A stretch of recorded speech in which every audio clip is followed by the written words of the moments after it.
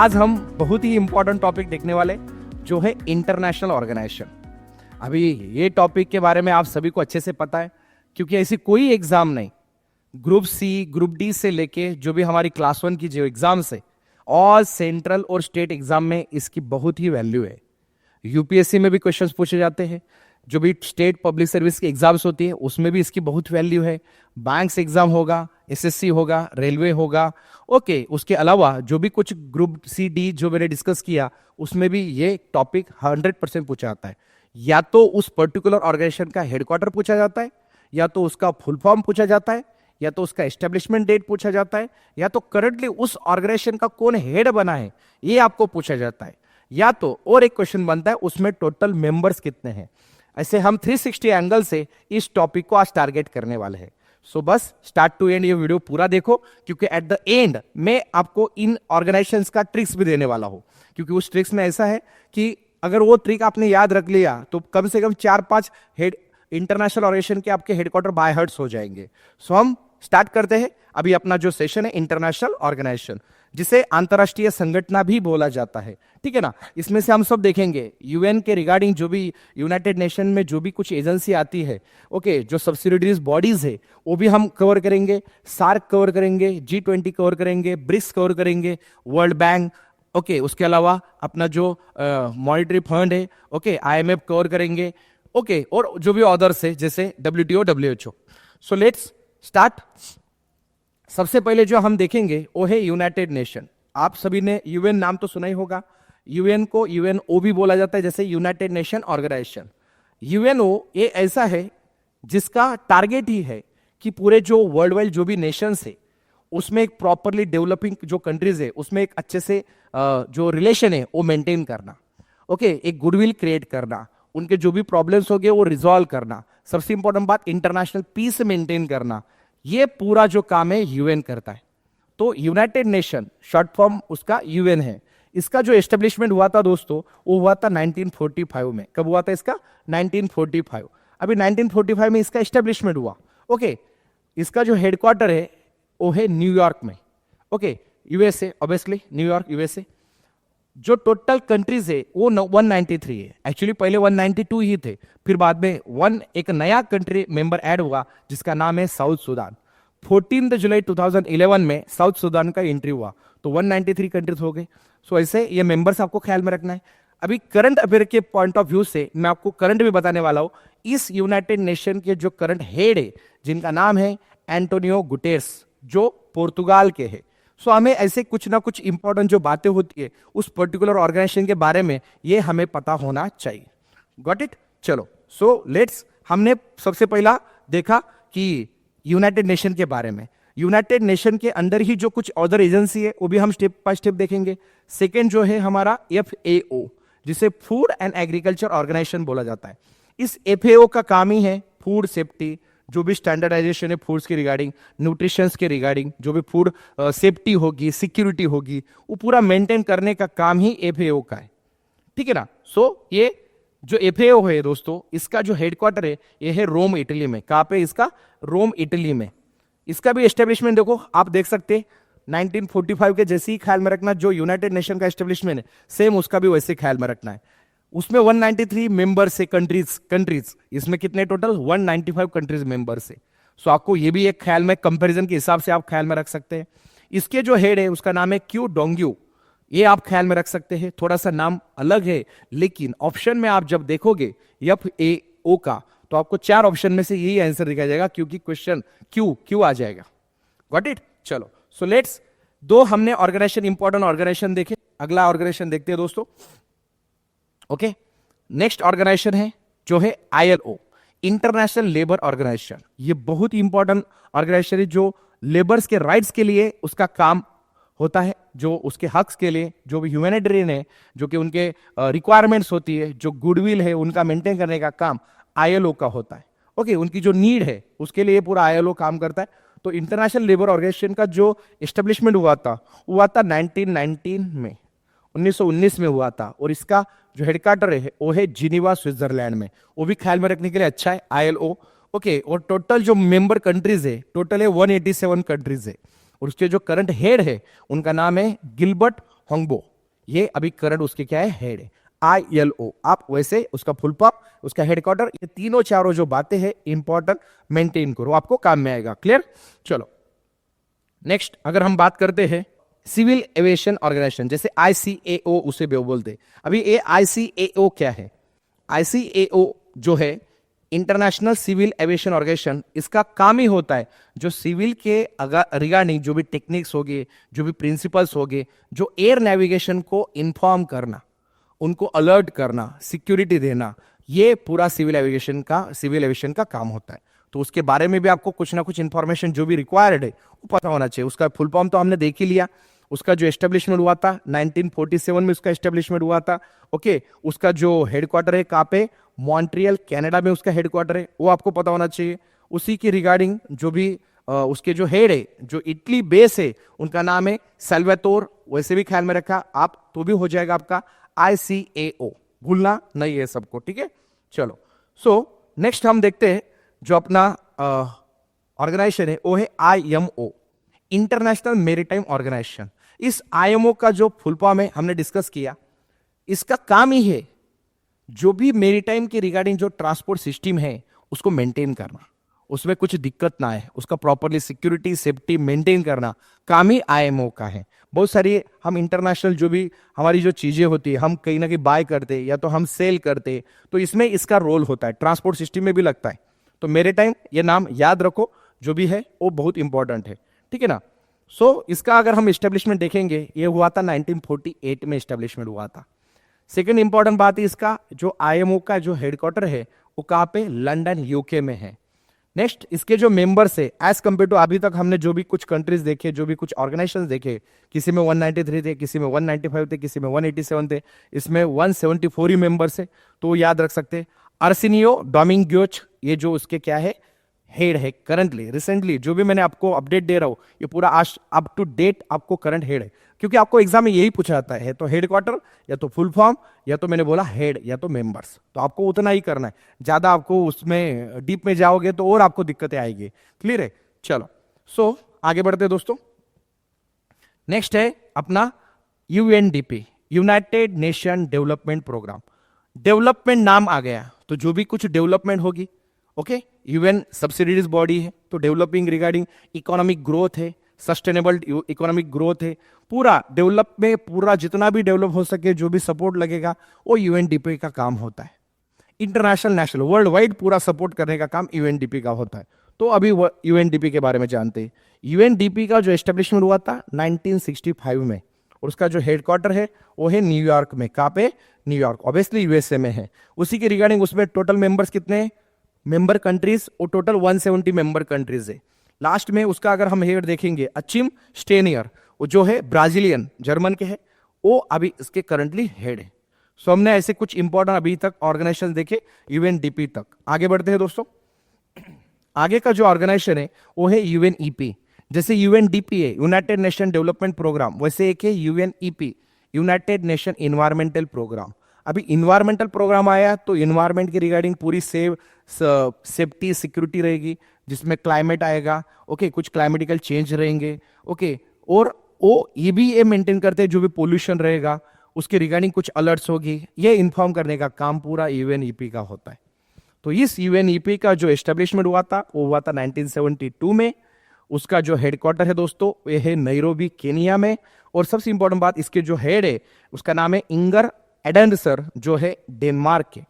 सो ये रिसेंटली अभी अपॉइंट हुए थे, तो भी आपको ये UNEP का ख्याल में रखना है दोस्तों। क्लियर? चलो आगे बढ़ते हैं। नेक्स्ट अगर हम बात करते हैं UNFPA, अभी इसका शॉर्ट फॉर्म है UNFPA, लेकिन इसका फुल फॉर्म है यूनाइटेड नेशन पॉपुलेशन फंड। तो ये ऐसा साइलेंट है, तो अभी ये पॉपुलेशन फंड का ही काम है। तो जो भी पॉपुलेशन के रिगार्डिंग जो भी कुछ अनाउंसमेंट्स रहेगी, जो भी कुछ ग्रोथ रहेगा, जो भी है, जो डेवलपमेंट में लगेगा, वो उसका काम होता है UNFPA का। तो अभी इसमें क्या है, इसका एस्टेब्लिशमेंट होता है 1969 में, ओके, जो है न्यूयॉर्क में, जिसका हेड है नेटलिया कैनेम। ये जो है अभी इससे क्या हेड है, रिसेंटली हेड है।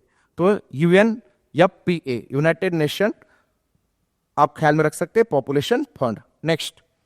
नेक्स्ट बात करेंगे हम जो अपना इंपॉर्टेंट पार्ट है अगला, वो है यूनिसेफ। यूनिसेफ आपने अभी कोरोना के ड्यूरेशन में भी देखा होगा, यूनिसेफ का रोल होता है चिल्ड्रंस के regarding, childrens safety, childrens standardisation, उनकी रिक्वायरमेंट, कुछ वैक्सीनेशन कभी कभी रिक्वायरमेंट होती है, तो यूनिसेफ की तरफ से बहुत सारे रिपोर्ट रिलीज किए जाते हैं। यूनिसेफ के बहुत सारे इंडियन ब्रांड एम्बेसडर भी है, तो यूनिसेफ का नाम आपने हर जगह सुना है, और उसके फुल फॉर्म में छुपा है बहुत सारे, united nation children emergency fund. Childrens के इमरजेंसी में इस ऑर्गेनाइजेशन का काम बहुत इंपॉर्टेंट होता है। तो यूनिसेफ के बारे में जानते हैं। अभी जो यूनिसेफ है इसका एस्टेब्लिशमेंट हुआ था दोस्तों 1946 में, और इसका जो हेडक्वार्टर है ये कहाँ पे, न्यूयॉर्क में है, और इसके जो हेड है कैथरीन रुसेल जो है अमेरिका के, ये उसके क्या है, हेड है। तो इस हिसाब से आपको ये भी ख्याल में रखना है। क्लियर? चलो नेक्स्ट हम आगे बढ़ते हैं, जो है world food programme. World food programme जैसे हमने FAO देखा था, FAO का जो हेडक्वार्टर है हमारा वो कहाँ पे, हमारा FAO का रोम इटली में। सेम ये जो वर्ल्ड फूड प्रोग्राम है उसका भी हेडक्वार्टर कहाँ पे, रोम इटली में। इसका भी काम है फूड्स के रिगार्डिंग। सबसे इंपॉर्टेंट बात इसका रोल है टू एंड द हंगर, जो भी हंगर है वो एंड करने का काम है इसका। तो कहीं पे भी न्यूट्रिशन के रिगार्डिंग, स्टैंडर्ड्स के रिगार्डिंग कुछ बातें कम ना पड़े, इसके लिए पूरा मेंटेन करने का काम वर्ल्ड फूड प्रोग्राम का ही, प्रोग्राम ही वो ऑर्गेनाइज करते हैं, तो उस हिसाब से हमें वो भी मेंटेन करना है। क्लियर? चलो आगे बढ़ते हैं दोस्तों, इंटरनेशनल एयर ट्रांसपोर्ट एसोसिएशन के रिगार्डिंग, जिसे बोलते हैं IATA। अभी ये नाम में ही है उसका, देखो इंटरनेशनल एयर ट्रांसपोर्ट, जो भी कुछ ट्रांसपोर्ट होता है एयर्स के रिगार्डिंग, उसके लिए ये एसोसिएशन है। उसका एस्टेब्लिशमेंट होता है 1945 में, और उसका हेडक्वार्टर है Canada. Where it is located, Canada, Montreal, इसमें इसका हेडक्वार्टर से। तो अभी इसके हेड करंटली नहीं है इस पोस्ट पे, तो जिसलिए मैंने ब्लैंक रखा है। इन फ्यूचर कुछ अपडेट हुए तो मैं आपको मेरी तरफ से अपडेट कर दूंगा अपने इसी यूट्यूब चैनल पर, अपने नीचे कमेंट में, या तो आप अपना जो भी PDF आ जाएगा अपने वेबसाइट पे उसमें भी आपको मिल सकता है। नेक्स्ट अभी हम बात करेंगे यूनेस्को। यूनेस्को नाम तो सबने सुना ही होगा, united nation education scientific and cultural organisation. UNESCO ये एजुकेशन के रिगार्डिंग, जो कल्चरल एक्टिविटीज होती है उसके रिगार्डिंग रोल प्ले करता है।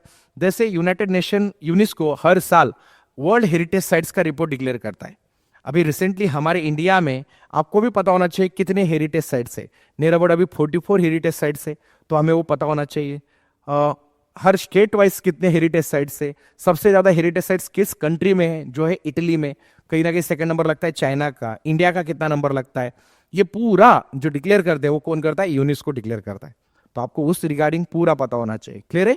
चलो सो हमने फुल फॉर्म देख लिया ओके यूनेस्को का। अभी हम उसकी कुछ इंपॉर्टेंट जो बातें वो डिस्कस करते हैं। यूनेस्को का भी जो एस्टेब्लिशमेंट हुआ था, जैसे यूएन का हुआ था 1945 में, वैसे ही यूनेस्को का भी एस्टेब्लिशमेंट हुआ था 1945 में। इसका जो हेडक्वार्टर है दोस्तों ये है पेरिस फ्रांस में। कहाँ पे?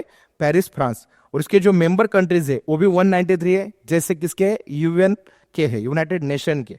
सेम इसके जो हेड है अभी ऑड्रे अजोलाई, जो है फ्रांस के। कहाँ के? वो फ्रांस के। सो ये हमने यूनेस्को के बारे में जाना। वैसे बहुत सारी बातें हैं, लेकिन हमें भी कुछ इंपॉर्टेंट बातें देखनी है, ज्यादा अपना टाइम जो लिमिट है उसके हिसाब से हम ये अच्छे से कवर करेंगे। ठीक है, चलो आगे बढ़ते दोस्तों। नेक्स्ट है हमारा सबसे इंपॉर्टेंट बात, यूनिडो। यूनिडो अभी आपने नाम तो सुना ही होगा, united nation international development organisation, UNIDO. अभी इस यूनिडो का इंडस्ट्रियल डेवलपमेंट में रोल प्ले होता है। कहीं ना कहीं बहुत सारी MIDC आपने सुना होगा, उसके अलावा कुछ बहुत सारे इंडस्ट्रियल जोन होते हैं, प्रकल्प होते हैं, जो प्रोजेक्ट्स होते हैं, वहां पे जो रिक्वायरमेंट है उनको सपोर्ट करना, ट्रांसपोर्ट सिस्टम में सपोर्ट करना, ओके, उनका जो भी कुछ जो प्रोडक्ट्स हो गए वो कैसे सेल हो गए उसके लिए सपोर्ट करना, ये पूरा जो भी काम होता है ये यूनिडो का होता है। उसमें उनकी साइन के बिना, उनके अनाउंसमेंट के बिना कुछ वो जो भी ट्रांसपोर्ट सिस्टम है वो पास नहीं कर सकते, तो ये यूनिडो का काम है। तो इसी में अगर हम इसकी बात करते हैं इंडस्ट्रियल सपोर्ट के लिए, तो इसका एस्टेब्लिशमेंट हुआ था 1966 में ओके, वियन्ना। देखो इसका जो हेडक्वार्टर है कहाँ पे, वियन्ना ऑस्ट्रिया में है। वैसे ऑस्ट्रेलिया भी है और एक क्या है, ऑस्ट्रिया। ऑस्ट्रेलिया अलग है और एक क्या है, ऑस्ट्रिया। क्लियर? और इसके जो हेड है जर्ड मुल्लेर, क्या नाम है उसका, जर्ड मुल्लेर, ये अभी रिसेंटली इसके हेड है, जो कहां से लोकेटेड है, जर्मनी से लोकेटेड है। क्लियर? आई होप आपको यूनिडो भी पता चला। क्लियर? चलो आगे बढ़ते हैं। अभी आगे है UNWTO। UNWTO का मतलब क्या, एक WTO है हमारा जो है वर्ल्ड ट्रेड ऑर्गेनाइजेशन। ये UN का WTO है जिसे वर्ल्ड टूरिज्म ऑर्गेनाइजेशन बोला जाता है। अभी इस वर्ल्ड टूरिज्म ऑर्गेनाइजेशन का जो हेडक्वार्टर है यह है मैड्रिड स्पेन में है, और जो अपना वर्ल्ड ट्रेड ऑर्गेनाइजेशन है उसका हेडक्वार्टर क्या है, जिनीवा स्विट्जरलैंड में। मैं आपको ट्रिक के हिसाब से उसका कंपैरिजन भी बताऊंगा। तो हम बात करते हैं अभी WTO वर्ल्ड टूरिज्म ऑर्गेनाइजेशन की। जैसे मैंने डिस्कस किया, इसका हेडक्वार्टर कहां पे दोस्तों, मैड्रिड स्पेन में। इसका एस्टेब्लिशमेंट हुआ था 1974 में, टूरिज्म की रिगार्डिंग। बराबर, देखो टूरिज्म हमारा एक पर्टिकुलर स्टेट में भी कितना इंपॉर्टेंट होता है, नेशनल पार्क होते हैं, बर्ड सेंचुरीज होते हैं, टूरिस्ट प्लेसेस होते हैं, वैसे अदर कंट्रीज को भी आपको कहीं जाना होगा तो आपको वीजा की जरूरत होती है। तो ये टूरिज्म के रिगार्डिंग जो भी कुछ नॉर्म्स होते हैं, जो भी कुछ रूल्स होते हैं, तो ये पूरा परमिशन एंड ऑल का काम होता है वर्ल्ड टूरिज्म ऑर्गेनाइजेशन का। इसका बहुत ही अहमियत है, बहुत ही वैल्यू है, वरना कोई भी आएगा कोई भी जाएगा ऐसा नहीं चलता है। इसलिए कहीं ना कहीं इनका रोल होता है WTO का, वर्ल्ड टूरिज्म ऑर्गेनाइजेशन। अभी इसके जो हेड है जुरा पोलंस्क्योती, जो जॉर्जिया की है, कहा की है वो, जॉर्जिया। सो ये अभी ये हमने इसका करंट देख लिया, उसका मेन क्या देख लिया, करंट देख लिया। नेक्स्ट UPU, ये है obviously postal union, United postal union या तो यूनिवर्सल पोस्टल यूनियन।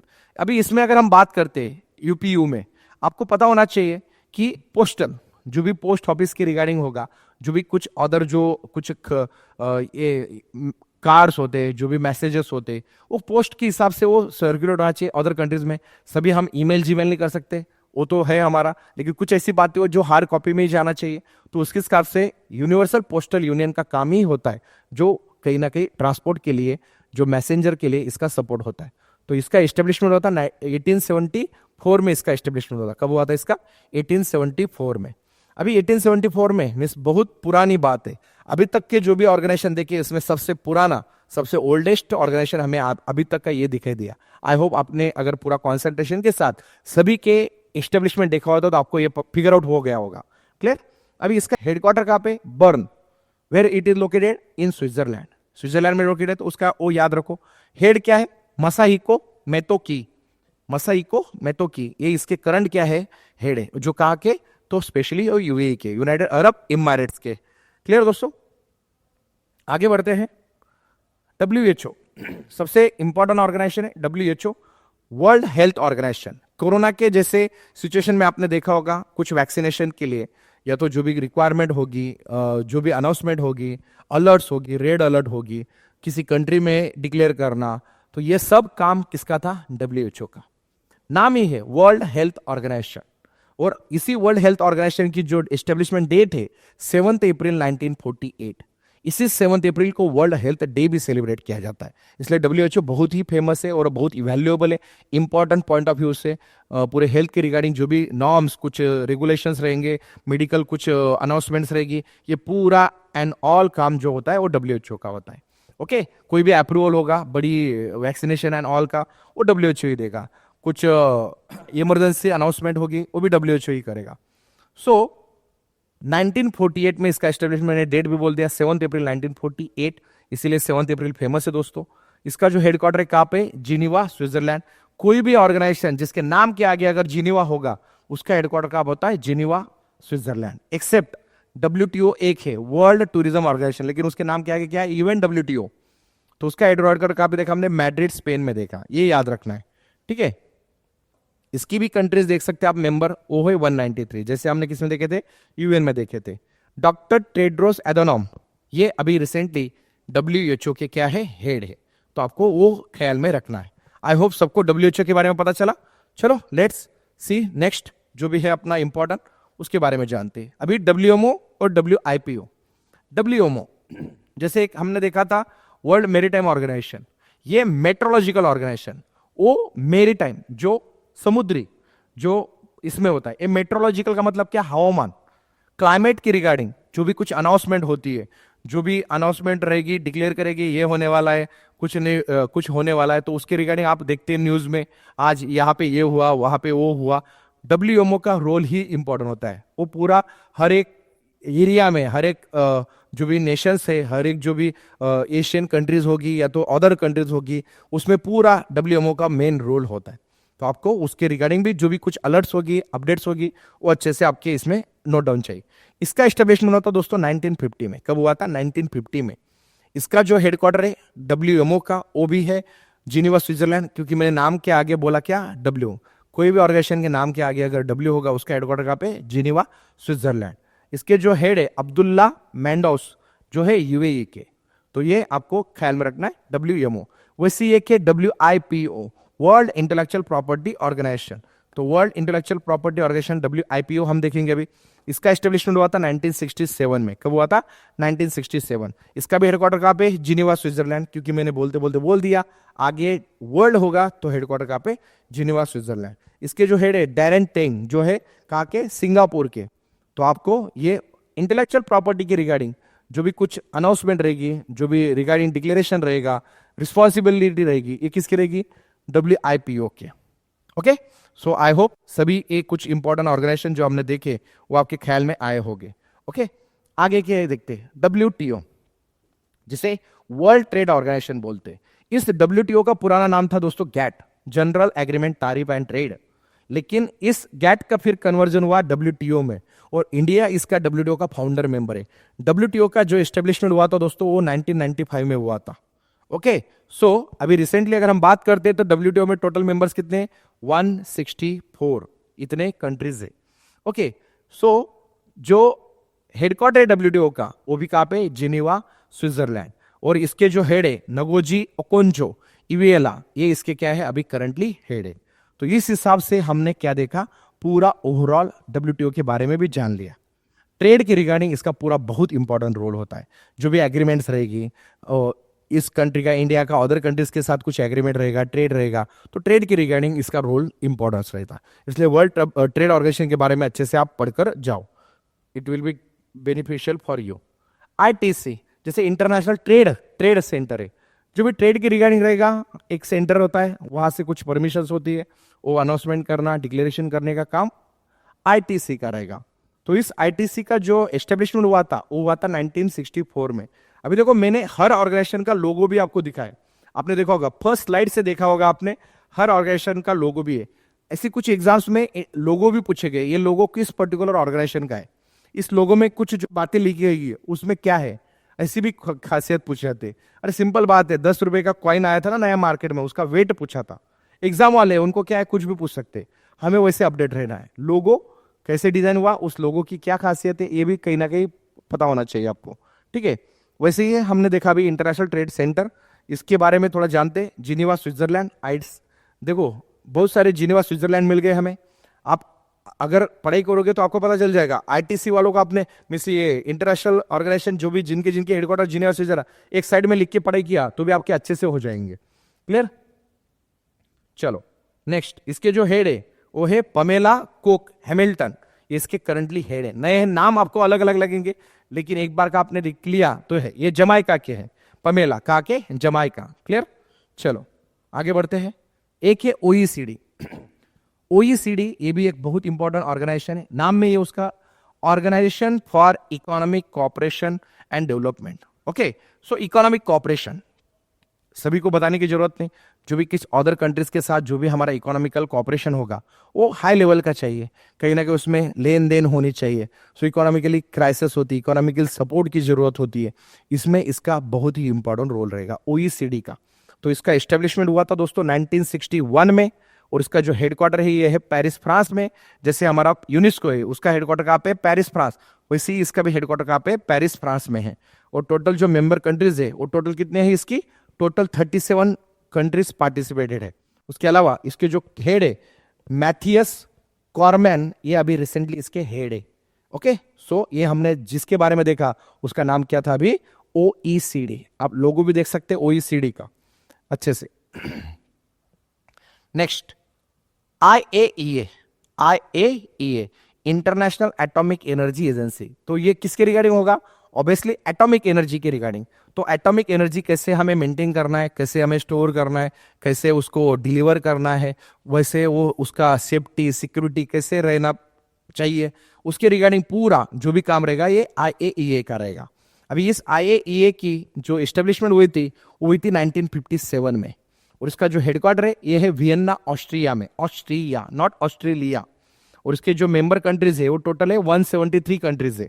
और सबसे इंपॉर्टेंट बात, इसका जो ये है मेन राफेल ग्रॉसी, ये इसके करंटली क्या है, हेड है। इस हिसाब से हमने ये कुछ इंटरनेशनल ऑर्गेनाइजेशन के क्या देखे उसका। और ये जो राफेल ग्रॉसी है दोस्तों, ये क्या है, अर्जेंटीना के, कहा के ये अर्जेंटीना, ये भी आपको ख्याल में रखना है। सो नेक्स्ट देखते हैं हम ओईसीडी के बाद और आईएईए के बाद जो है ओपेक। जैसे ओईसीडी है वैसे ओपेक है। ओपेक के फुल फॉर्म में, शॉर्ट फॉर्म में ये फुल फॉर्म है organisation of petroleum exporting country. किसी कंट्री को पेट्रोल जैसे एक्सपोर्ट करना, उसके रिगार्डिंग जो भी उनके एग्रीमेंट्स हो गए, करार हो गए, एमओयू हो गए, मेमोरेंडम ऑफ अंडरस्टैंडिंग, ये पूरे उसमें पूरे नॉर्म्स एंड ऑल दिए जाते हैं। तो ओपेक का रोल बहुत ही इंपॉर्टेंट है। जैसे ओपेक की अगर हम बात करते हैं तो टोटल जो मेंबर कंट्रीज है ओनली 13 है और इसका एस्टेब्लिशमेंट हुआ था 1960 में। इसका भी हेडक्वार्टर कहाँ पे, वियना ऑस्ट्रिया में है ओपेक का। उसके जो हेड है हैतम अल घैस, इसके क्या है, करंटली हेड है, तो आपको वो भी ख्याल में रखना है। उसके अलावा हम नेक्स्ट देखेंगे कॉमनवेल्थ ऑफ नेशन। कॉमनवेल्थ राष्ट्रकुल संगठन, कॉमनवेल्थ गेम्स भी होते हैं, ये क्या है, कॉमनवेल्थ नेशन का एक ग्रुप है, ओके, जो स्पेशली जो लंदन बेस्ड जो भी यूके वहां के जो है, वहां के जो उस एरिया की जो कंट्रीज है वो मोस्ट ऑफ द इसके पार्टिसिपेट है। सो अभी हेडक्वार्टर भी देख सकते हैं आप, लंदन यूके, ओके। सो 1932 में इसका एस्टेब्लिशमेंट हुआ था। वैसे कंट्रीज है पार्टिसिपेट कितने हैं, टोटल 71 कंट्रीज है। तो कॉमनवेल्थ नेशन में वो भी कुछ इंपॉर्टेंट अनाउंसमेंट होती है, वो उनकी तरफ से की जाती है। जो करंटली हेड है उनके, उनका नाम है किंग चार्लेस। क्या नाम है उनका, किंग चार्लेस, ये उसके करंट हेड है, किंग चार्लेस। नेक्स्ट देखेंगे हम एमनेस्टी इंटरनेशनल। ये भी एक बड़ा ऑर्गेनाइजेशन है एमनेस्टी इंटरनेशनल, जो सेफ्टी के रिगार्डिंग यूज किया जाता है। 1961 में इसका एस्टेब्लिशमेंट हुआ था दोस्तों। कब, 1961 में। इसका भी हेडक्वार्टर कहाँ पे, लंदन यूके। जैसे हमने कॉमनवेल्थ नेशन का देखा, ओके। इंटरनेशनल लेवल में बहुत फेमस है एमनेस्टी इंटरनेशनल। एजनिस कॉलमार्ड जो फ्रांस के, उसके करंटली अभी क्या है, हेड है। सो ये आपको ख्याल में रखना है एमनेस्टी इंटरनेशनल। नेक्स्ट देखेंगे हम NATO, north Atlantic treaty organisation. अब ये north Atlantic treaty organisation, NATO news में रहता है, नाटो ने ये किया, नाटो ने ये किया, नाटो का ये मेंबर निकाला गया, नाटो का ये मेंबर ऐड हुआ, आप कहीं ना कहीं ये न्यूज में देखते ही रहते हो। सो नाटो के बारे में अगर हमने जाना तो देखो आपको ये पता चलेगा, इसका एस्टेब्लिशमेंट हुआ था 1949 में। इसके जो हेडक्वार्टर है दोस्तों, ये है ब्रुसेल्स बेल्जियम में। और टोटल जो मेंबर कंट्रीज है उसके है टोटल 30। और मार्क रूटे ये अभी रिसेंटली इसके क्या है, हेड है, किसके, नाटो के। फुल फॉर्म भी पूछा गया एक एग्जाम में, नाटो का फुल फॉर्म क्या है। कभी कभी आपको मैच द स्पेयर पूछा जाता है। एक साइड में आपके इंटरनेशनल ऑर्गेनाइजेशन होते हैं, एक साइड में आपके क्या होते हैं, हेडक्वार्टर्स होते। तो मैच द स्पेयर, किसका हेडक्वार्टर कहाँ पे, ये भी आपको पूछा जाता है एग्जाम्स में। नेक्स्ट है एशियन, नाम तो सुना ही होगा, association of south east Asian nation. अभी एशियन, इसका जो एस्टेब्लिशमेंट हुआ था दोस्तों 1967 में। और एशियन का जो हेडक्वार्टर है ये है जकार्ता इंडोनेशिया में। कहाँ पे, जकार्ता इंडोनेशिया। और इसके जो टोटल मेंबर कंट्रीज है, टोटल कितनी कंट्रीज है, 10 मेंबर कंट्रीज है एशियन के, ओके। और डॉक्टर काउ किम हॉर्न जो कंबोडिया के, ये इसके अभी रिसेंटली क्या है, मेंबर है, हेड है, हम बोल सकते हैं उसको चेयरमैन बोल सकते हैं। तो ऐसे association of south east Asian के नेशन के बारे में भी जान लो, उसका फुल फॉर्म जान लो, मिस कंफ्यूजन नहीं होगा। क्लियर, चलो आगे बढ़ते हैं। एक है अपेक, जैसे हमने एक ओपेक देखा वैसे एक APEC, Asia Pacific economic corporation. OPEC था organisation of petroleum exporting countries. अभी इसमें ये एशिया पैसिफिक इकोनॉमिक, जो एशिया पैसिफिक रीजन है, कुछ इकोनॉमिक कॉर्पोरेशन की रिगार्डिंग कुछ एमओयू, कुछ असाइनमेंट, कुछ डील होगी, वो इसका काम है। सो उसका हेडक्वार्टर है दोस्तों एक्चुअली सिंगापुर में। इसका एस्टेब्लिशमेंट हुआ था 1989 में। और इसमें जो मेंबर कंट्रीज है ओनली 21 है, ओके। और इसके जो हेड है रबेका फतिमा स्ता मारिया, मलेशिया। अब रिसेंटली कुछ सालों पहले इनका अपॉइंटमेंट हुआ है, ओके। सो आपको अपेक के बारे में भी अच्छे से जानकारी रखनी है दोस्तों, ठीक है। चलो नेक्स्ट देखते हैं फीफा, नाम तो सुना ही होगा, फीफा गेम्स होते हैं, ओके। अभी ये फीफा क्या है, जैसे federation of international football association, जैसे ओलंपिक गेम्स होते हैं वैसे फीफा भी बहुत फेमस गेम है जो 4 ईयरली कंडक्ट किया जाता है, ओके। तो फीफा का क्या ऑर्गेनाइजेशन है उसका भी थोड़ा सा हम देख लेते हैं। 1904 में इसका एस्टेब्लिशमेंट हुआ था और झूरिच स्विट्जरलैंड में इसका क्या है, हेडक्वार्टर है। और सबसे इंपॉर्टेंट बात, इसमें टोटल मेंबर कंट्रीज कितने हैं, 211 इतने मेंबर कंट्रीज है। अभी तक कोई ऐसा ऑर्गेनाइजेशन देखा जिसमें इतने मेंबर्स है, क्लियर, ओके। और अब उसके जो हेड है गियानी इन्फेंटिनो, जो कहा के स्विस इटालियन है, ये आपको जानकारी रखना है फीफा, ठीक है। फीफा में फिर 2024 जो भी कुछ ईयरली जो गेम्स होते, कहाँ पे हो रहे, क्या कंडक्ट किया, किसे फर्स्ट ऑनरशिप मिला, या तो ऑब्वियसली जो फ्लैग बेरर है, बहुत सारी बातें होती है, वो आपको इंटरनली सब अपडेट रखना है फीफा के बारे में। क्लियर? जैसे हम वर्ल्ड कप के बारे में अपडेट रहते हैं, ओलंपिक के बारे में अपडेट रहते हैं, वैसे ही आपको इसके बारे में अपडेट रहना है। सेम ITF जो इंटरनेशनल टेनिस फेडरेशन, ये भी स्पोर्ट्स के रिगार्डिंग है, ये भी स्पोर्ट्स के रिगार्डिंग, ये फुटबॉल के रिगार्डिंग, ये टेनिस के रिगार्डिंग। तो ITF इंटरनेशनल टेनिस फेडरेशन जिसका एस्टेब्लिशमेंट हुआ था 1913 में, 1913 में इसका एस्टेब्लिशमेंट हुआ था, और इसका जो हेडक्वार्टर कहाँ पे, लंदन UK। सो आप ये भी याद रखो, जैसे फीफा में जो भी टोटल मेंबर्स कंट्री कितने हैं, 211, सेम ITF में 211, और इसके जो हेड है डेविड हेगेटी, जो US लोकेटेड है, ये इसके करंटली हेड है। तो ITF और फीफा को आप एक साथ अच्छे से पढ़ाई करोगे तो आपका वो ख्याल में रह जाएगा। नेक्स्ट है AIIB, Asian infrastructure investment bank. जो भी एशियन इंफ्रास्ट्रक्चर एशियन कंट्रीज है, उन्होंने एक स्पेशली ये AIIB बैंक बनाई थी दोस्तों। इनका एस्टेब्लिशमेंट होता ज़्यादा ओल्ड नहीं है, बहुत ही रिसेंटली 2016 में एस्टेब्लिशमेंट हुआ था। और इस AIIB में जो एंड में बी है, वैसे ही ख्याल में रखना, कहाँ पे, बीजिंग चाइना उसका हेडक्वार्टर है। क्या है? Beijing China.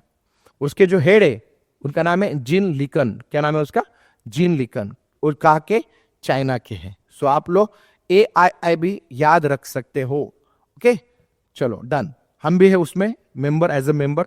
ओके, नेक्स्ट अगर हम देखते हैं SCO, शांघाई कोऑपरेशन ऑर्गेनाइजेशन, ये भी बहुत न्यूज में होता है। SCO आपने देखा होगा, SCO का समिट, बहुत सारे ऑर्गेनाइजेशन होते हैं। एशियन का समिट होता है, ब्रिक्स का समिट होता है, सार्क का समिट होता है, UN का समिट होता है। ओके, तो आपको ये समिट्स के बारे में पता होना चाहिए, किसका समिट कहाँ पे हो रहा है और कब हुआ, और उसके हेड कौन थे, उसका होस्ट कहता है। G20, G7, ये नाम देखा होगा। उसके समिट्स के बारे में भी आपको क्वेश्चन पूछे जाते हैं। क्लियर? चलो, अभी अगर हम बात करते हैं SCO की, इसका एस्टेब्लिशमेंट हुआ था 1996 में। इसके जो हेड है उसका नाम है झांग मिंग, जो चाइना के हैं। देखो, इसके भी चाइना के हेड है जिन लिकन, इसके क्या है, झांग मिंग, जो है चाइना के। ओके, और उसके जो मेंबर कंट्रीज है, ओनली 9 कंट्रीज है SCO में। बीजिंग चाइना, याद रखो, हम लेकिन उसके मेंबर नहीं है। चलो नेक्स्ट देखते हैं। हाँ, अगला जो है मेन दोस्तों, उसके रिगार्डिंग हम देखेंगे। जो मेन है UNCTAD, United Nation conference on trade and development. नाम में ही conference on trade and development, trade के रिगार्डिंग जो भी कुछ डेवलपमेंट रहेगा, उसके रिगार्डिंग जो भी नॉर्म्स रहेंगे, जो रूल्स रहेंगे, रेगुलेशन रहेंगे, उसका पूरा मेंटेन करने का काम ही UNCTAD का होता है। ये भी UN का एजेंसी है, सब्सिडियरीज बॉडी है। उसके बारे में जानते हैं। इसका एस्टेब्लिशमेंट होता है 1964 में, और इसका जो हेडक्वार्टर है वो है जिनेवा, स्विट्जरलैंड में। और इसके जो टोटल मेंबर कंट्रीज है वो टोटल 194 मेंबर कंट्रीज है। और इसके जो हेड है रबिका ग्रिफ्सम, जो कोस्टा रिका के हैं। ये है उसकी कहानी, तो वो भी आपको अच्छे से नोट डाउन करना है आपके नोटबुक पे। ये आप पूरा वीडियो स्टॉप कर करके इसके पूरे नोट्स अच्छे से मेंटेन कर सकते हैं, ताकि आपको आने वाली सभी एग्जाम्स में 2025 के जो भी एग्जाम्स रहेंगे, और ऑल एग्जाम में ये इंपॉर्टेंट टॉपिक रहेगा आपका। एग्जाम ओरिएंटेड टॉपिक मैंने आज कवर किया है। प्रीवियसली मैंने जॉइंट मिलिट्री एक्सरसाइज कवर किए, इंपॉर्टेंट अवार्ड्स कवर किए हैं। ओके, कुछ जो अदर जो भी है एक्टिविटी वो भी मैंने लिया है। तो आप अच्छे से देखोगे प्रीवियस वीडियो में, आपको बहुत सारे करंट अफेयर। इन फ्यूचर के वीडियोस में हम स्कीम्स देखने वाले हैं, इंडिया फर्स्ट देखने वाले हैं, वर्ल्ड फर्स्ट देखने वाले हैं, बहुत सारी बातें और हमारी कवर हो जाएगी। हाँ, हमने ऑपरेशंस भी देखे, इंपॉर्टेंट ऑपरेशंस, और ऑपरेशन पे क्वेश्चन भी पूछे गए एग्जाम्स में। ठीक है, चलो ADB। हाँ, ADB ये ICD का हमने अभी क्या देखेंगे, ADB। अभी ADB नाम में ये एशियन डेवलपमेंट बैंक, जैसे AIIB है, एशियन इंफ्रास्ट्रक्चर इन्वेस्टमेंट, ये क्या है, एशियन डेवलपमेंट बैंक। ये भी पुराना है। इसका एस्टेब्लिशमेंट हुआ दोस्तों 1966 में, मनीला फिलीपाइंस में इसका हेडक्वार्टर है। और टोटल जो मेंबर कंट्रीज है वो है टोटल 68 है। कितने हैं? 68। और इसके जो हेड है मसात्सुगु असाकावा, इसके अभी क्या है, ये रिसेंटली हेड है। तो आपको EDB के बारे में भी अच्छे से जानकारी रखनी है। ठीक है, चलो नेक्स्ट देखते हैं हम वर्ल्ड बैंक। वर्ल्ड बैंक जिसे जागतिक बैंक भी बोलते हैं, ओके, विश्व बैंक भी बोलते हैं हिंदी में। तो वर्ल्ड बैंक, इसका एम ही है टू रिड्यूस द पावर्टी कम करना, ये वर्ल्ड बैंक का काम है। अभी वर्ल्ड बैंक, इसका जो हेडक्वार्टर है दोस्तों, ये है वाशिंगटन DC में। अभी मैंने ट्रिक बोलते बोलते बोला, जिस भी ऑर्गेनाइजेशन के नाम के आगे वर्ल्ड होगा तो उसका हेडक्वार्टर जिनीवा। लेकिन WTO जो वर्ल्ड टूरिज्म ऑर्गेनाइजेशन उसको छोड़ दो, इस वर्ल्ड बैंक को भी छोड़ दो, क्योंकि ये बैंक कंसिडर करो, इसको छोड़ दो साइड में। वर्ल्ड बैंक का हेडक्वार्टर मैंने बोलते बोलते ऑलरेडी बोल दिया मेरी तरफ से, वाशिंगटन DC। DC का मतलब होता है डिस्ट्रिक्ट ऑफ कोलंबिया। इसका एस्टेब्लिशमेंट हुआ था 1944 में, क्लियर है।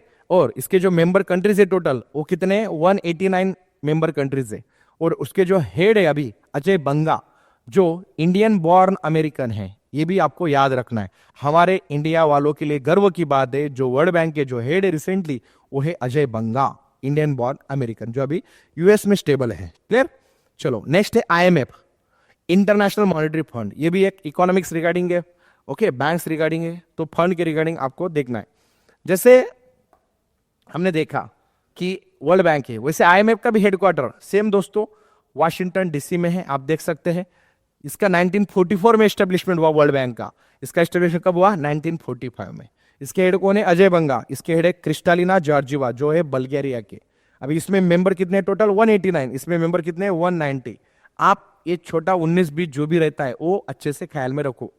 कंपैरिजन, वर्ल्ड बैंक को IMF से कंपेयर करो, दोनों का हेडक्वार्टर सेम है, दोनों का एस्टेब्लिशमेंट नियर अबाउट सेम है। 144 145 मीन्स 1944 1945, 189 190। आई होप समझ गया मुझे क्या बोलना है। आप पढ़े अगर ऐसे से करोगे तो आपको वो ईजी हो जाएगा। वरना हम इतने इंटरनेशनल ऑर्गेनाइजेशन देखेंगे, मैं कभी स्टूडेंट को टास्क देता हूँ क्लास में कि सब लोग इंटरनेशनल ऑर्गेनाइजेशन के हेडक्वार्टर करके आओ, उसके फुल फॉर्म करो। सब बच्चे बोलते सर इतना कैसे ख्याल में रखेंगे। दोस्तों आप स्मार्ट वे से पढ़ाई करो, पढ़ाई करने के भी तरीके होते। आप खुद एक बार लिख लो चार्ट में, एक चार्ट बना के लिख लो अच्छे से, column type, short form, full form, उसका हेडक्वार्टर, उसके मेंबर्स और उसका हेड, ऐसे 5 कॉलम्स में अगर आपने बना लिया आपको ये इजी हो जाएगा। ओके, सो इससे कोई फेयर फैक्टर नहीं रहेगा। और एक उसमें एक तरीका यूज करना, जिनीवा वाले एक साइड में, पेरिस वाले एक साइड में, जो भी सिंगापुर वाले एक साइड में, जो भी अदर चाइना वाले एक साइड में। इससे क्या हो जाएगा, आपको पढ़ाई में अच्छा रहेगा। न्यूयॉर्क वाले साइड में, ये वाशिंगटन वाले एक साइड में, क्लियर। चलो, सो मैंने जस्ट ट्रिक बताया आपको। Next, international court of justice, जिसे ICJ बोलते। इंटरनेशनल कोर्ट ऑफ जस्टिस का जो एस्टेब्लिशमेंट हुआ था दोस्तों, ये हुआ था 1945 में। कब हुआ था, 1945। इसका जो हेडक्वार्टर है ये है द हेग, नेदरलैंड में इसका हेडक्वार्टर है। और इसके जो टोटल मेंबर कंट्रीज है वो टोटल है 193। कितने मेंबर कंट्रीज है, 193। और इसके जो हेड है जज नवाब सलाम, जो लेबनान के हैं। ये आपको ख्याल में रखना। ICJ जो कोर्ट के रिगार्डिंग जो भी कुछ अनाउंसमेंट रहेगी, जो लॉ रूल्स रेगुलेशन जो हर कंट्री के लिए भी कुछ इंपॉर्टेंट होता है, तो ये इंटरनेशनल कोर्ट ऑफ जस्टिस का काम रहेगा, जस्टिस करना, ठीक है ना। चलो, एक है FATF। तो ये FATF क्या है दोस्तों, जो फाइनेंशियल एक्शन टास्क फोर्स है, जो भी फाइनेंशियल रहेंगे उसके रिगार्डिंग जो भी टास्क रहेंगे उसका काम करना रहेगा। इसका एस्टेब्लिशमेंट होता है 1989 में। और उसका हेडक्वार्टर कहाँ पे, पेरिस फ्रांस में। ओके, सो इसके जो टोटल मेंबर्स है वो 39 है सिर्फ। उसके जो हेड है T राजा कुमार, जो है सिंगापुर बेस है। सो आपको ये FATF का फुल फॉर्म एग्जाम में पूछा जाता है, या तो उसका हेडक्वार्टर पूछा जा सकता है, वो भी आपको ख्याल में रखना है। नेक्स्ट, अभी सबसे इंपॉर्टेंट बात है, लास्ट 2-3 है हमारे, सार्क। इसके शॉर्ट फॉर्म में ही उसका फुल फॉर्म भी है, south Asian association of regional cooperation. South Asian association of regional cooperation, दक्षिण आशियाई सहकार्य संगठन, ऐसा भी बोला जाता है। इस सार्क का जो फॉर्मेशन हुआ था 1987 में हुआ था। कब हुआ था, 1987। और इसका जो हेडक्वार्टर है ये बहुत इजी है, सबको पता है सार्क का, काठमांडू नेपाल। उसके जो टोटल 8 मेंबर्स है, उसका भी बहुत सारे स्टूडेंट को ट्रिक पता है,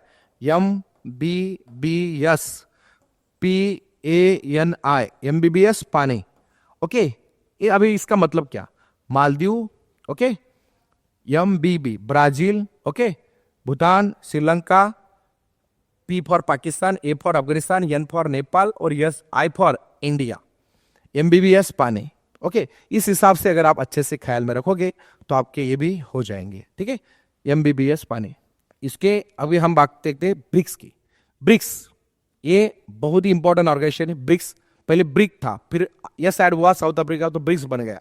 अभी ब्रिक्स में टोटल अगर हम बात करते हैं 2009 में इसका एस्टेब्लिशमेंट हुआ था, और बाद में उसमें और कुछ मेंबर्स ऐड हो गए, तो अभी ये नियर अबाउट 9 to 11 इसके मेंबर बन गए। 6 मेंबर्स ऐड हुए थे, पहले इसमें 5 ही थे, फिर उसमें 6 ऐड हुए, यहाँ पे 11 है दोस्तों। टोटल 11 मेंबर्स है अभी रिसेंटली, ओके।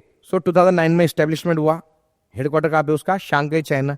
इसमें आप एंड में देखना यस है, ब्रिक्स के एंड में यस है, तो शांघाई चाइना ख्याल में रखने के लिए मैं बोला। ओके, वैसे यस का तो साउथ अफ्रीका होता है, लेकिन यस ख्याल में रखने के लिए शांघाई चाइना। और उसके जो हेड है व्लादिमीर पुतिन, जो रशिया के प्रेसिडेंट है, ब्रिक्स के हेड उनको बना दिया। तो ये कहने का मतलब क्या है, सो आपको ये ख्याल में रखना है, जो भी रिसेंटली जो भी आपको ये प्रॉपरली पता होना चाहिए किस कंट्री में इसका ब्रिक्स का समिट हो रहा है, सार्क का समिट हो रहा है, तो उसके रिगार्डिंग आप अगर पढ़ाई करोगे तो ये आपके लिए अच्छा हो जाएगा। नेक्स्ट है G20, ग्रुप ऑफ 20। इंडिया में भी G20 हमने होस्ट किया था, जो भी होता है इंपॉर्टेंट समिट, उसके रिगार्डिंग अभी हम कुछ ऑर्डर देखते हैं इसके बारे में। 1999 में इसका एस्टेब्लिशमेंट हुआ था दोस्तों। ओके, कब हुआ था, 1999 में। और इसके जो मेंबर कंट्रीज है 19 सोर्जियन कंट्रीज है, और उसी के साथ 2 क्या है, union countries. So near about 21 हो गए उसके। अभी होस्ट कौन है इस 2025 का G20 का, वो है साउथ अफ्रीका। सो आपको ये भी पता होना चाहिए G20 समिट का होस्ट कौन है, कहाँ थे, कब क्या हुआ। तो इससे क्या होता है, आपका कहीं ना कहीं करंट अफेयर भी अच्छे से हो जाता है। और साउथ अफ्रीका जैसे मैंने डिस्कस किया, ये होस्ट करने वाला है 2025, और followed by the United states of America 2026। इसके बाद 2026 का क्या पे होगा, यूएस में होगा। ओके, और the group of 20 does not have a permanent headquarter, इसका कोई हेडक्वार्टर नहीं है। तो ये समिट्स बहुत ही टॉप है 20। और अभी जो रिसेंटली एक कंट्री ऐड हुआ है 21, तो जैसे इंडिया में जब हुआ था वो डिक्लेयर भी हो गया था। तो इसे आपको ये ख्याल में रखना है कि आपको G20 के जो लीडर्स है, उसके जो समिट्स है, उसमें कुछ चेंजेस होती है, जो भी कुछ अनाउंसमेंट होती है, जो डिक्लेरेशन होता है, वो आप अच्छे से नोट डाउन करो, ताकि एग्जाम में आपको वो पॉइंट्स काम में आएंगे। क्लियर दोस्तों। नेक्स्ट, अगर हम बात करते हैं कुछ ट्रिक्स की, मैं जो आपको स्टार्टिंग में बोला था, मैं आपको एक ट्रिक्स दूंगा कि कैसे इंटरनेशनल ऑर्गेनाइजेशन को याद रखना। ये पूरी ट्रिक स्टार्ट टू एंड देखो, इसमें बहुत सारी क्लैरिटी आ जाएगी। सबसे बड़ी ट्रिक है जिनीवा की। देखो आप देख सकते हैं, अभी जिनीवा जहां पे भी किसी भी इंटरनेशनल ऑर्गेनाइजेशन के नाम के आगे क्या होगा, वर्ल्ड होगा, और एंडिंग में क्या होगा, ऑर्गेनाइजेशन होगा। देखो starting with world and ending with क्या, ऑर्गेनाइजेशन। उस सभी का हेडक्वार्टर कहां पे होता है, जिनीवा स्विट्जरलैंड। देखते हैं, world health organisation, world metrological organisation WMO, world intellectual property organisation, और उसके अलावा वर्ल्ड ट्रेड ऑर्गेनाइजेशन, उसका भी हेड है, और ILO है, इंटरनेशनल लेबर ऑर्गेनाइजेशन, उसका भी जिनीवा स्विट्जरलैंड में। तो आप W वाले ऐसे ख्याल में रखोगे तो आपका वो अच्छे से ख्याल में रहेगा। वाशिंगटन DC, जिसमें वर्ल्ड बैंक, और ये देखो ऑर्गेनाइजेशन एसोसिएट क्या, मनी के रिगार्डिंग, जैसे मैंने बोला IMF, international monetary fund, world bank, money के रिगार्डिंग ही है। तो उसका हेडक्वार्टर कहां पे ख्याल में रखना है, वाशिंगटन DC, जब मैंने वो डिक्लेयर भी किया था आपको। आई होप दोनों ट्रिक ख्याल में रही सबकी। चलो अगला ट्रिक देखते हैं, जिनीवा और वाशिंगटन DC का ख्याल में रहेगा। अभी वियन्ना के रिगार्डिंग हमने कुछ ऐसे ऑर्गेनाइजेशन देखे थे वियन्ना, जिसमें इंडस्ट्रियल डेवलपमेंट, जिसमें पेट्रोलियम और एटॉमिक रिसर्च के रिगार्डिंग कुछ भी नाम आएगा, उसका ख्याल में रखना, वियन्ना ऑस्ट्रिया। जैसे यूनिडो, उसमें क्या आ गया, इंडस्ट्रियल आ गया। IAEA, इंटरनेशनल एटॉमिक एनर्जी, उसमें भी A आ गया, उसका भी हेडक्वार्टर कहां पे रखना, Vienna Austria. Organisation of petroleum exporting countries, जो ओपेक की रिगार्डिंग था। तो याद रखो, मैं ओरली बोलता हूं, ओपेक, IAEA और इंडस्ट्रियल डेवलपमेंट, यूनिडो, इन तीनों का हेडक्वार्टर कहां पे, Vienna Austria, not Australia. Clear. चलो नेक्स्ट देखते हैं पेरिस के रिगार्डिंग, कहां पे, पेरिस और फ्रांस के, जैसे यूनेस्को मैंने बोला था। ओके, अभी देखो कहां पे इसके ऑर्गेनाइजेशन से, international council on monuments, okay, UNESCO देखा, ये तो ऑलरेडी डिस्कस किया। और एक इकोनॉमिक कॉर्पोरेशन, जैसे OECD, इकोनॉमिक के regarding, organisation of economic, okay, and corporation and development, इसका भी हेडक्वार्टर कहां पे, पेरिस फ्रांस में है, वो याद रखो आप लोग। नेक्स्ट, इंडिया में किसका ऑर्गेनाइजेशन के है, इंटरनेशनल सोलर अलायंस का, जो हमारे इंडिया में है। Okay, coalition for disaster resilient infrastructure, CDRI का भी हेडक्वार्टर कहां पे, हमारे इंडिया में। तो कहीं ना कहीं आप अच्छे से ख्याल में रखिए। फूड्स की रिगार्डिंग जो भी रहेंगे, जैसे WFPO, ओके, मींस आपने देखा होगा FAO, food and agriculture organisation, और WFP, वर्ल्ड फूड प्रोग्राम, इन दोनों का कहां पे था, रोम इटली में। तो फूड के रिगार्डिंग रोम इटली ख्याल में रखना। ऐसे अगर आपने अच्छे से स्मार्ट वर्क के साथ ये ऑर्गेनाइजेशंस के हेडक्वार्टर देखे, उसके फुल फॉर्म्स देखे अच्छे से, और उसके मेन हेड करंट अपडेट कर लिए, तो आपको कोई भी एग्जाम में क्वेश्चन आपका फेल नहीं जाएगा, आपको अच्छे से 100% मार्क्स मिल सकते। तो दोस्तों अच्छे से इसको नोट डाउन करो। आपको ये वीडियो बार बार देखना है तो आप पॉज एंड ये करके आप देख सकते हैं। आपके दोस्तों के साथ शेयर करो और आपको इसमें एक माइंड सेट रखना है कि आने वाली सभी एग्जाम में आपको अच्छे से स्कोर लाना है। ठीक है, चलो, thank you very much, all the best.